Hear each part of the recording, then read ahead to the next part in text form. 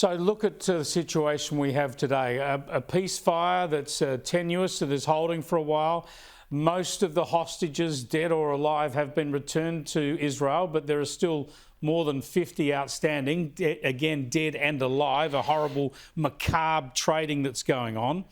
But Hamas are clearly still in control, openly parading their soldiers now, heavily armed and faces masks in Gaza. What happens next? Because clearly Hamas needs to be removed from Gaza.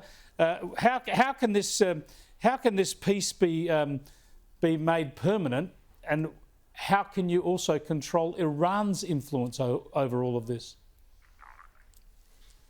All excellent questions. Thank you, Chris. In fact, the matter is there are a number of day-after scenarios. There's an Egyptian-Saudi proposal. You've all heard about the Trump proposal about transforming Gaza into a Mediterranean Riviera. They all sound very good on paper. The fact of the matter is nothing can happen in Gaza for the reconstruction of Gaza, the transformation of Gaza into a peaceful area, peaceful neighbor for the state of Israel, as long as Hamas is there and as long as Hamas has the guns. Israel killed about 20,000 terrorists during this war. 10,000 are still there. You see them in these pictures. They still have the guns, and they still have our hostages. About 30 hostages we believe are left alive. We have to get them back. I'm willing to pay a very steep price to get them back. But at the end of the day, nothing will happen with Gaza as long as Hamas is there and not demilitarized.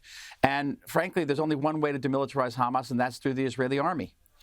But the ultimate criteria for transforming Gaza into a peaceful area is by addressing the Iranian threat, because Iran is responsible for 99% of all the violence throughout the entire Middle East.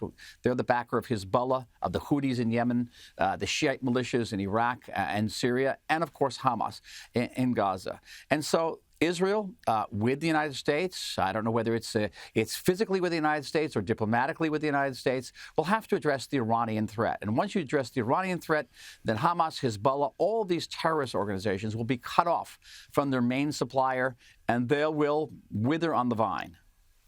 Yes, indeed. That's the big picture game for the US, Israel, and countries like Australia supporting it, hopefully. Thanks for joining us, Michael. Fantastic to get your analysis.